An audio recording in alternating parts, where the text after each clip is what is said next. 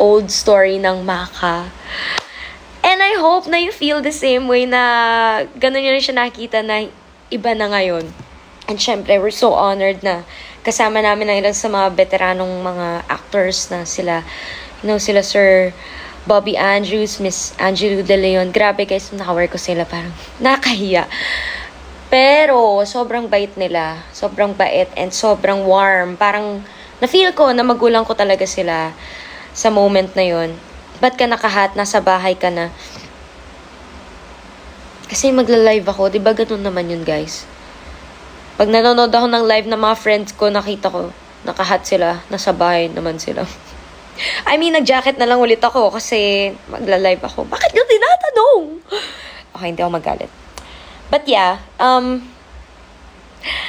sabi niyo, girl, wag ka mahiya rito. I know. Whoa, charot. Hindi, naman, like, syempre yung nakaka-humble lang na they're open to working with artists na talagang, I mean us, na Gen Z, bago, parang for me, it's like, humbling. And pag dumating yung panahon na ako yung nasa mga 50s ko na, or, I'm not saying that they're 50, okay? Just to clear it up. Like, let's say, mahaba-haba na yung na-experience natin. Pag tayo, guys, lahat tayo, mga nasa season na tayo ng buhay natin, marami tayong experience. Siyempre, kasing edad ko lang kayo, diba? So, pag tumanda ako, tatanda din kayo, tatanggapin na natin. Pag nandun na tayo sa edad na, ang dami na nating na-experience sa buhay, I feel like, gusto ko pa rin bumalik dun sa mga ganong experience na young, mga teen shows, ganon. Na-excite lang ako sa thought na yon. Alam nyo, kung nandito kayo sa live ko and nasa mga late 20s na kayo or early 30s, late 30s, early 40s, late 40s, or even mga 50s. Hello po mga tita and mommies and mga lola na nanonood kung gising pa kayo at this moment. Ako personally, I'm so excited to reach that point in my life. I just feel like ang dami kong maikwento sa mga apo ko. Tsaka, apo agad. Sa mga anak ko. Ganun. Okay, ang dami ko na sinasabi. Anyway, hindi pa tapos ang Maka. Dahil, ngayon, again, bago na siya na story. And hindi na lang siya Maka, kundi Maka Love Stream. And yun nga, Maka Love Stream presents manifestations. Guys, let's talk about that. Ano bang mga, minamanifest nyo? Or, ibang term is like mga wish nyo, mga ina-attract nyo sa buhay, mga pinagpe-pray nyo. Ano ba? You can share it and sana mabasa ko sila. Manifestation. I agree. Siyempre, wala namang masama kung you pray for more, diba, finances, for more money. But syempre, as you pray for that, as you manifest for that, dapat manifest mo din na sumipag ka at saka humanap ka ng mga, blessings. And naniniwala ko ganun yun. It doesn't just come to you ng, kunwari, I manifest, I pray for money. Like, wow, money! Talagang bibigyan ka ng opportunities. And, yun, dun papasok yung, pursigi at, pagtsatsaga mo. Diba? Mapansin mo lang, okay na. Sino yun?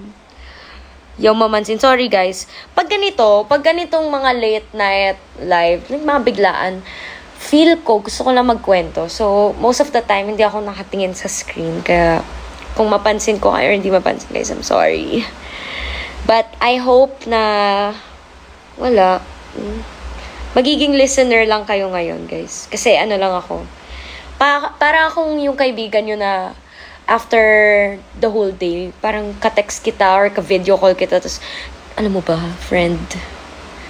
Wala kasi akong ganun. I mean, I have friends, but hindi ako yung tipong ma-text or nanggugulo unless in person. So, kayo yung online friends ko, online,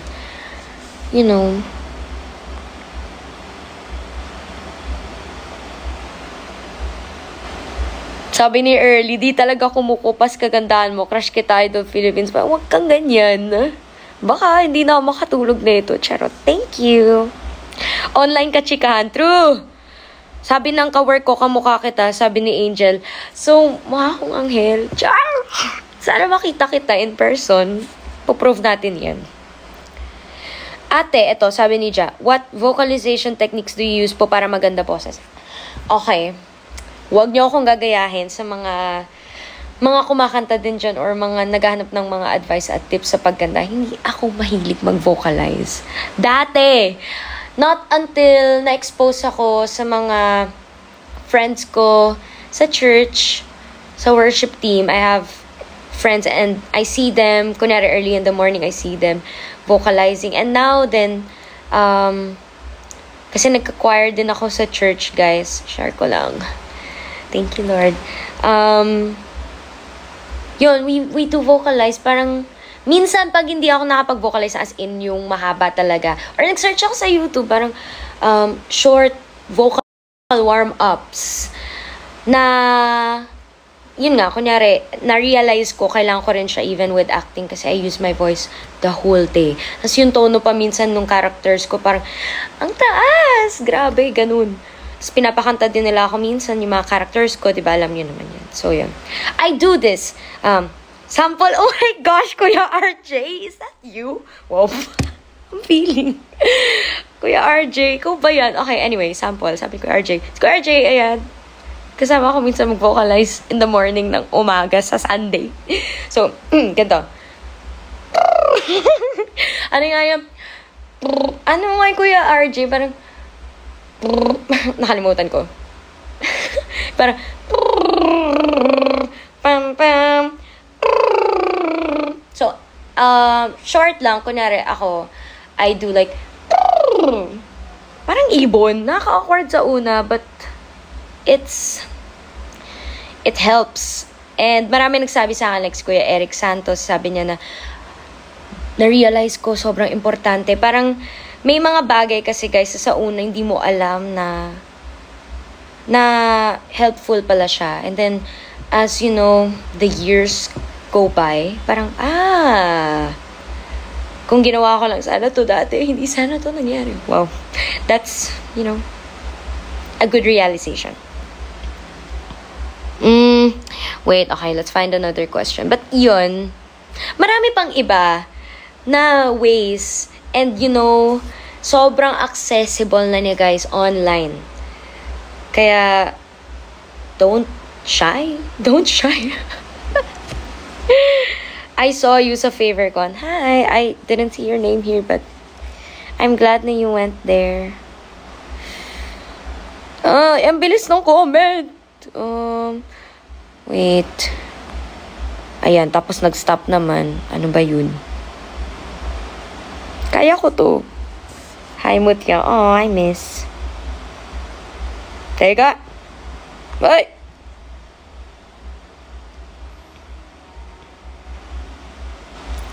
Okay. Guys, wala akong makita. Uy, hindi tiyata yung friend ko. Hi, Yang. Miss you. Sabi ni Raiken, kamukha mo exclusive ka, Inis. I'm sorry, huwag ka lang may inis. Pero,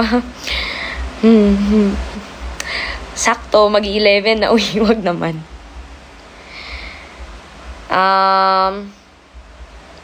Okay, may nagtatanong, nakikita ko kasi. Hindi ko lang alam sino yung nagtanong, pero sabi niya, nag-choir ka ba sa Catholic religion?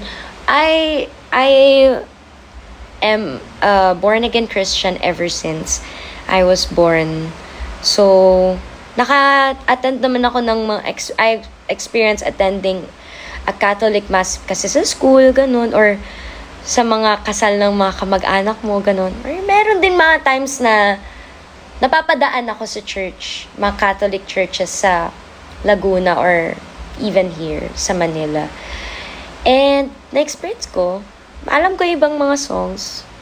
Kaya, actually, sa pangarap ko, guys, yung parang nung bata pa lang ako, gusto kong visit ng mga churches, kahit Catholic churches, kasi, it's nice to just be aware and like, wala lang, ma-experience mo lang yung feeling, diba? Parang nagpunta kaming Cebu dati, kaso nakasara yung gate nung church na nandun sa gitna ng park. I forgot the name, pero ang ganda pag sinilip mo. Yeah.